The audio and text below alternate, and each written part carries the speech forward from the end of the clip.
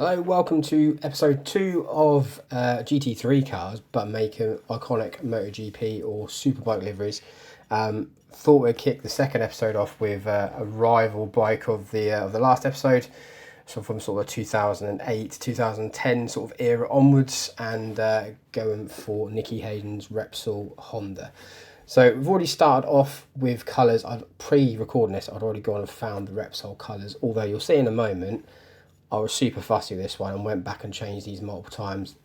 The colours, I think, were the old Repsol colours from kind of like sort of early 2000s, Mick Doohan sort of era Repsol liveries. And I just wasn't really happy with the colours. So there's a lot of going backwards and forwards with this. And it's all right to change things when you're going through and trying to design a livery. Even if you've got reference images and stuff to kind of go from, which I was using.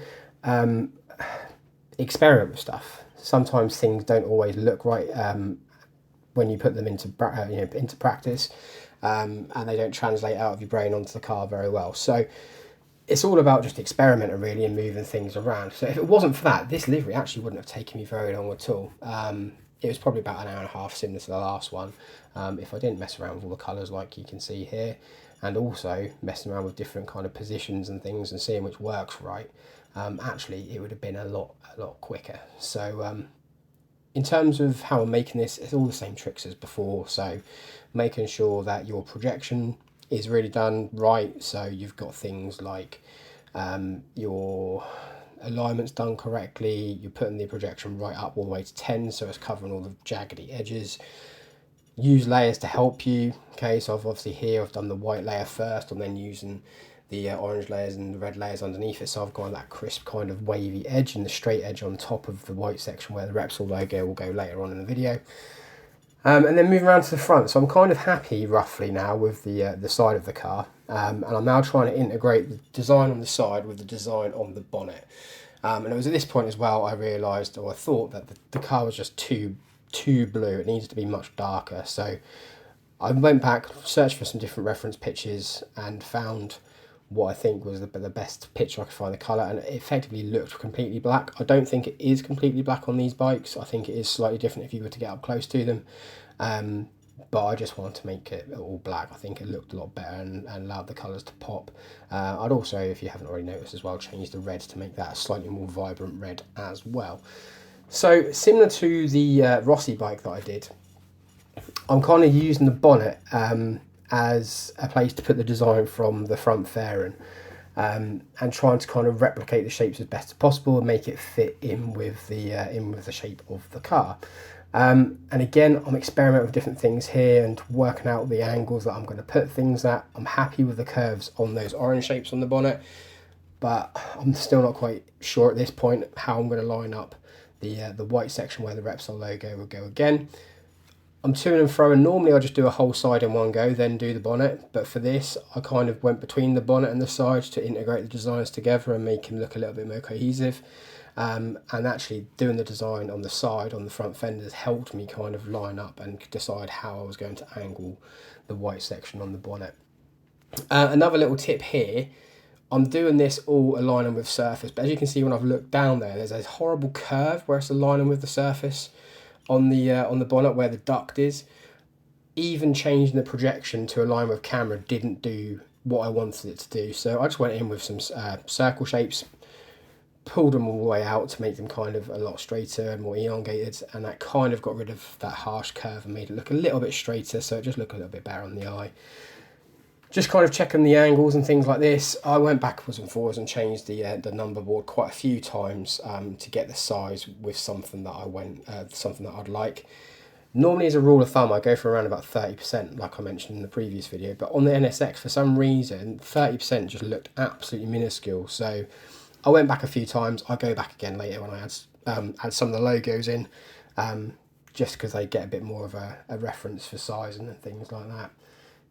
The roof was looking a little bit plain.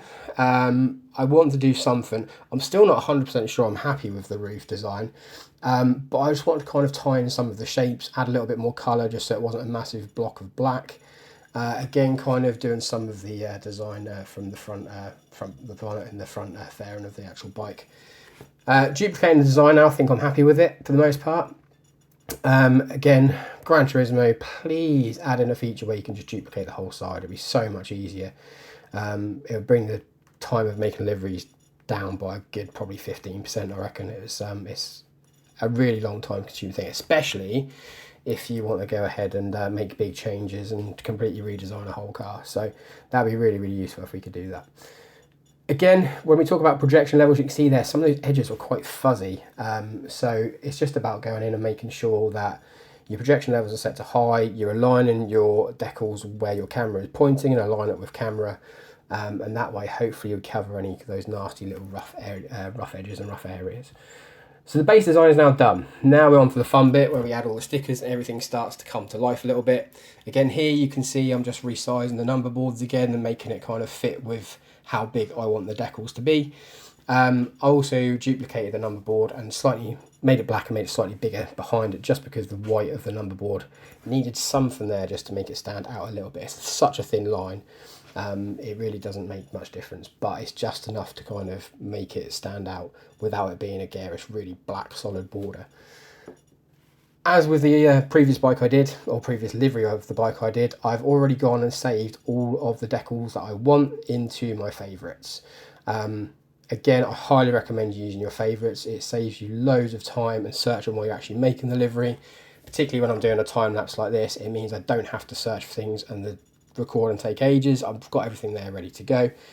Even if I don't use them all, they're there just in case. There's a few decals that I didn't use for this just because I think if I put any more on here I think it would be overkill, but you've got the core ones in here. And just making sure, again, colour wise, I'm trying to keep the colours all white on the black backgrounds, except from the odd decals which on the bike are different colours. So the Honda logo on the bottom of the bike is a different colour, it's red.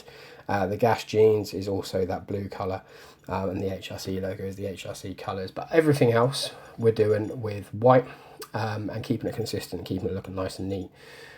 Same principle on the bonnet here, and then we're also adding the number on the front as well in the moment, just so it all ties in together. Same sort of thing as what happened on the previous design. Here again, it's experimenting. I want to add some orange on here just to make it pop a little bit, break the black up because it was quite heavy on black at the front, but I wasn't happy with that. I think there was too much orange once I did that. So again, going back in here, just masking a little bit of it off, adding some more black in there, making it a little bit, just a little bit more in line with the rest of the design, and also adding that little bit of colour in there. It's a fine balance at times, and it's all down to personal taste really. I did spend quite a bit of time as well before I made this. I went through the showcase and I had a look at all the different Repsol designs, of which there are loads. There's about 3 full pages of Repsol designs for the NSX GT3, just because I didn't want to start doing a design and then it looked like someone else's. I wanted to make sure it was unique and my own interpretation and not ripping off what anyone else has done.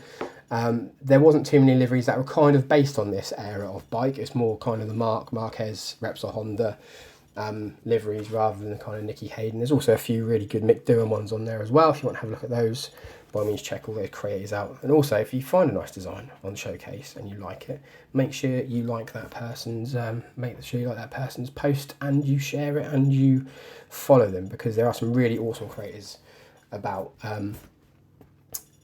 Coming into the final stages now, just adding a few more decals again. Don't overkill with your decals. There's already a lot of decals on the side of this car because that's what's on the bike and I want to try and get them in there. But when I started adding them onto the rear, it was just too many adding that NGK logo on. So I thought I'll keep it simple, reposition that Michelin one and go from there. I probably spent the most time picking colours on this car. The wheels were another thing that took me ages. I couldn't decide what to do. I quite like the bronzy gold colour it already came with. The actual bike is the same orange as the Repsol orange, but I'm funny about bright coloured wheels. I just don't think it looks right. I think it can cheapen a livery quite a bit. And I just didn't think it sat right. So I didn't go for a complete black because I don't like all black wheels. I went for a slightly kind of gunmetal darker colour. And there it is, the final product. And you can download that from my page if you want to. And coming up in the future, when we start doing some more liveries, I've got some other really good ideas planned. If you've got any suggestions, please feel free to put them below. But on some of the simpler liveries, or at least one of the simpler liveries, I'm going to kind of do a how-to video and talk about some of the tips and tricks that I've mentioned in the previous 2 videos. kind of as I'm going along and as I'm doing it and showing that process rather than just doing a commentary over the top of the video. And hopefully that'll help a few of you guys out that are getting into livery making and don't really know where to begin. I know a few people have asked for that on my TikTok. So thank you very much for watching. Appreciate that very much. Please like, comment, subscribe. That helped massively. And also, like I said, loads of my stuff's on TikTok. And does a lot better on TikTok. This is the start of this longer form content, so I'm still learning about it, but any support is appreciated. Thank you very much.